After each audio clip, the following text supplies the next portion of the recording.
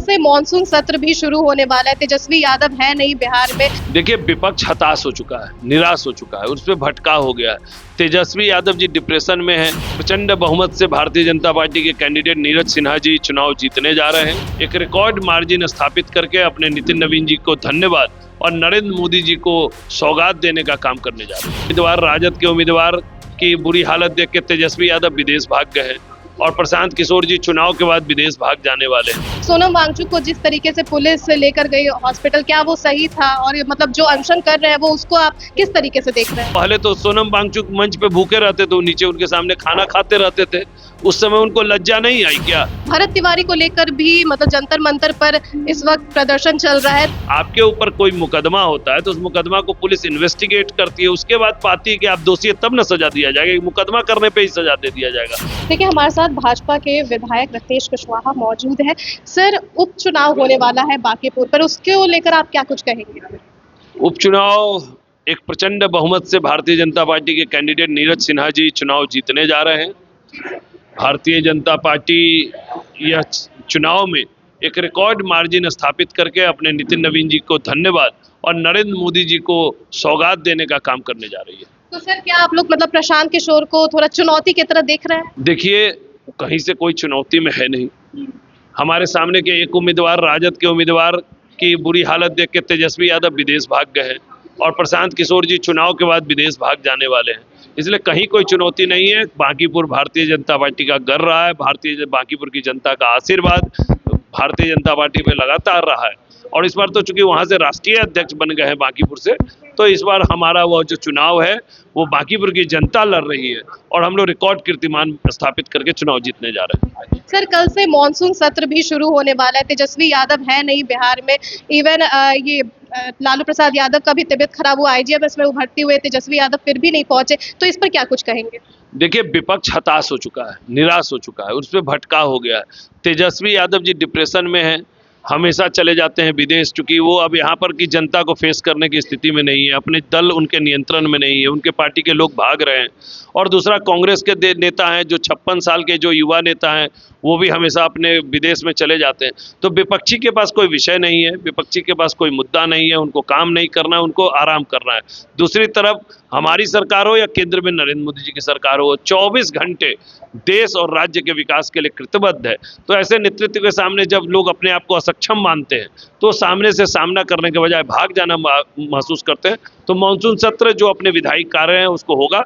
विपक्ष कहीं से किसी भी तरीके से कोई भूमिका में नहीं दिख रहा है। अच्छा सर, जो जंतर मंतर पर हो रहा है इस वक्त, सबकी नजर जंतर मंतर पर है। सोनम वांगचुक को जिस तरीके से पुलिस लेकर गई हॉस्पिटल, क्या वो सही था? और मतलब जो अनशन कर रहे हैं वो उसको आप किस तरीके से देख रहे हैं? तो उनको क्या मरने देते रहना चाहिए था? जिस तरह से उनकी स्वास्थ्य की हालत खराब हो रही थी, तो हाईकोर्ट और कोर्ट का भी गाइडलाइन है कि किसी को आप सुसाइड करने तो देते नहीं छोड़ सकते हैं। तो ये सरकार का कर्तव्य है कि किसी की स्थिति उस तरह से क्रिटिकल हो जाए तो उसको बचाना सरकार की जवाबदेही और जिम्मेवारी है। और ये जो कॉकरोच जनता पार्टी के लोग हैं, ये क्या नाम रखे हैं? ये बिहार देश के युवाओं को कॉकरोच स्थापित करना चाहते हैं क्या? ये देश के जनता और युवा अपनी निर्णय करने के लिए सक्षम है। उसके कई अलग लोकतांत्रिक तरीके हैं।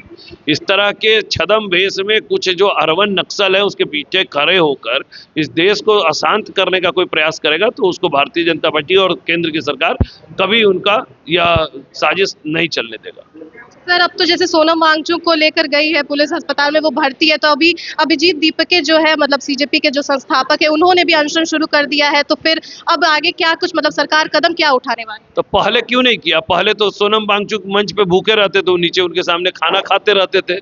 उस समय उनको लज्जा नहीं आई क्या? आप किसी के समर्थन में खड़े नहीं होइएगा। आपका घर का लोग कोई आदमी अनशन पर बैठेगा, उसके सामने आप खाना मंगाकर खाइएगा, कहिएगा कि हमको विटामिन B की कमी है, हम गिर जाएंगे। अरे ये राजनीति करने वाले लोग हैं, छद्म लोकप्रियता के लिए इस तरह से काम करने वाले लोग हैं और इसके पीछे अरवन नक्सल है और ये सब बेनकाब हो गए हैं इस देश की जनता पे। जिस तरह से मंच पर जिस तरह के घटिया शब्दों का प्रयोग हुआ है, जिस तरह से उसने कहा है सीता के पति राम जी का इस तरह से अवहेलना किया है। उनको हिम्मत है क्या कि किसी और धर्म गुरु और धर्म के माने जिनका आस्था है उनके बारे में इस तरह का काम करते तो अभी तक कितने तरह का उनके खिलाफ आंदोलन हो गया होता। तो इस तरह के घटिया शब्दावली के प्रयोग करने के वाले लोगों को, हमारे सनातन पर आघात पहुंचाने वाले लोगों को इस देश की जनता कभी स्वीकारेगी नहीं। अच्छा सर, एक आखिरी सवाल, भरत तिवारी को लेकर भी मतलब जंतर मंतर पर इस वक्त प्रदर्शन चल रहा है, तो फिर क्या मतलब भरत तिवारी का जो ये प्रदर्शन चल रहा है तो कब तक न्याय मिलेगा? अब न्याय के लिए तो इससे बड़ा कोई कमेटी बनता नहीं है।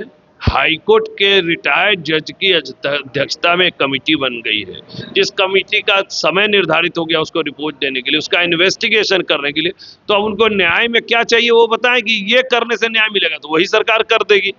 लेकिन पहले तो हम लोगों ने हाईकोर्ट के रिटायर्ड जज के माध्यम से एक इन्वेस्टिगेटिंग कमेटी बनाई है, वो अपने आप में उसका बहुत प्रतिष्ठा है। आज भी हम लोग को अपनी जुडिशियरी पे पूरा भरोसा है, इसलिए वो जुडिशियरी अपना रिपोर्ट लेके आएगी और उनको जो भी दोषी होगा उस पर कार्रवाई होगी। तो माँ और जितने भी फैमिली मेंबर्स है वो तो कह रहे हैं कि जो पुलिस एनकाउंटर किए हैं, जो इन्होंने मारा है भरत तिवारी को, उनको मतलब सस्पेंड किया जाए, तो फिर उनका तो तबादला कर दिया गया। किसी को भी दोषी, जब आप दोषी साबित होगा तब ना उसको सजा दीजिएगा। तो उस दोषी साबित करने के लिए एक प्रक्रिया है, तो उस प्रक्रिया अनुसंधान से हुई होगा। आपके ऊपर कोई मुकदमा होता है तो उस मुकदमा को पुलिस इन्वेस्टिगेट करती है, उसके बाद पाती है कि आप दोषी है, तब ना सजा दिया जाएगा। मुकदमा करने पे ही सजा दे दिया जाएगा।